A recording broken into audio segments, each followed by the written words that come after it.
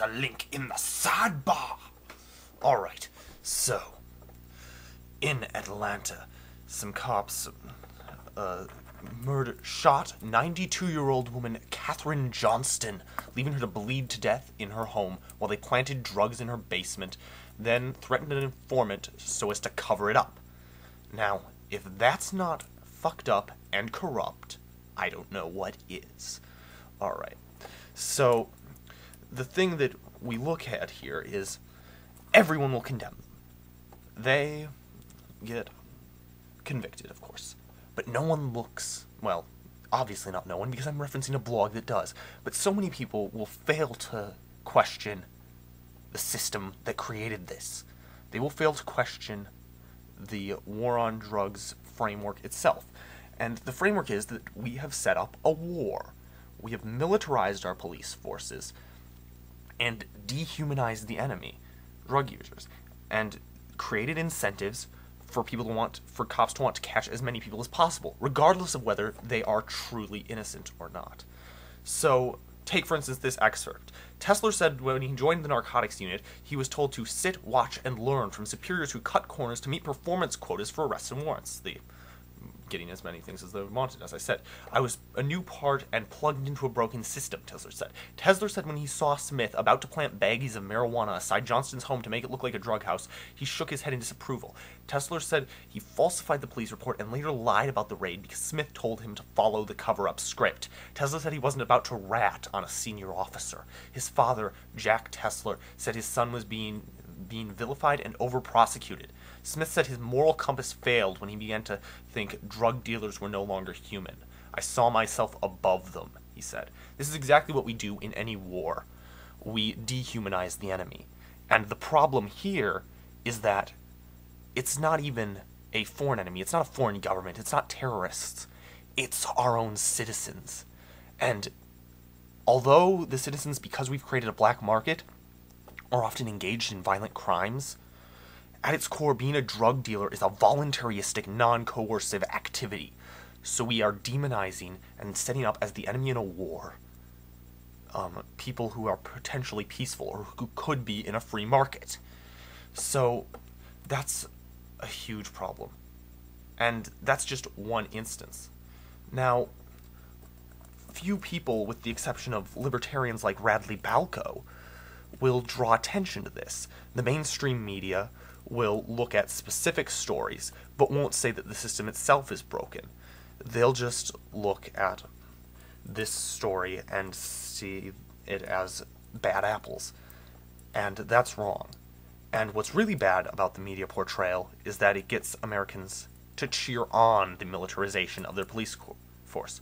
We watch shows like Cops and Street Patrol, in which everything is in black and white. It's good guys versus bad guys, cops versus criminals. There's no questioning of whether or not the people being arrested, the people having their Fourth Amendment rights violated, for instance, by having false evidence planted, are indeed worthy of this crime, of this punishment. There's no idea that the real criminals could be the government.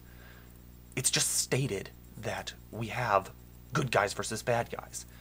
And the hicks and the hucksters watch their television sets, and they applaud the police, and they applaud the politicians, and they vilify the criminals, and they fail to even consider what's going on. And this demonization doesn't end with instances of militarization.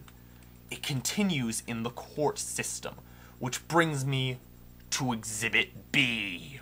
So you're through with the police system, you're through with the coercive groups, and now you're on to the supposedly fair justice system. And I say supposedly because of the blog you can read in the link in the fucking sidebar. Alright, let's look at this shit.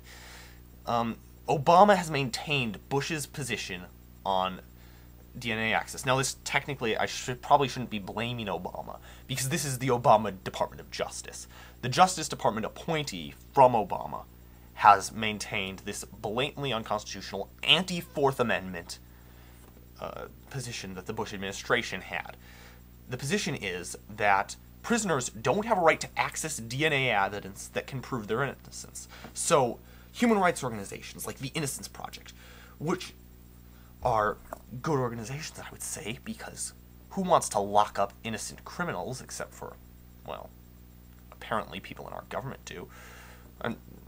But the Department of Justice, the Solicitor General's office, has turned down a request by the Innocence Project to disavow a Bush administration stance on prisoners' access to DNA evidence in post-conviction proceedings. As a result, on March 2nd, Neil Katyal will make his debut as Deputy Solicitor General by arguing before the Supreme Court in support of the state of Alaska's view that prisoners have no constitutional right to obtain DNA evidence that might help them prove their innocence, even if the prisoners pay for the DNA testing themselves. The case is District Attorney's Office for the 3rd Judicial District versus Osborne. What this means is that you lose your case. You're convicted. You think you're innocent, and you think DNA evidence, which is pretty darn accurate, could clear your name. Now, apparently the government is saying, screw due process of law. The Fourth Amendment, who cares about that? That innocent until proven guilty? Bah, liberal hogwash. And finally, I'm going to give you an instance of this phenomenon that was not fueled by the government, per se, but by a private organization that had been blinded by this demonization of drug users.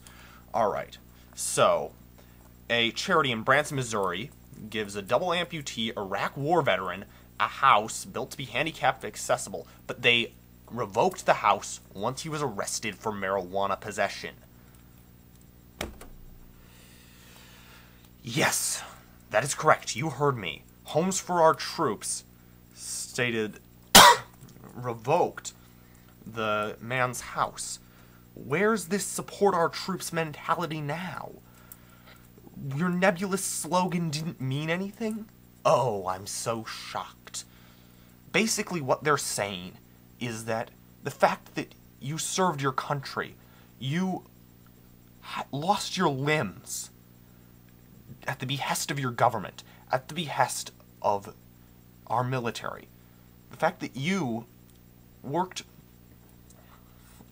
the fact that you enslaved yourself, that you, I can't even barely put this into words, it pissed me off so much. But the fact that someone ended up losing their limbs fighting for the ideas of his country's leaders, that is trumped by using a psychoactive substance of which his use harms no one but himself, and the harm to him is arguably negligible. It isn't negligible when we've got this mentality by which you can revoke a home from someone, from a veteran, an amputee, a disabled veteran, when all they've done is use marijuana.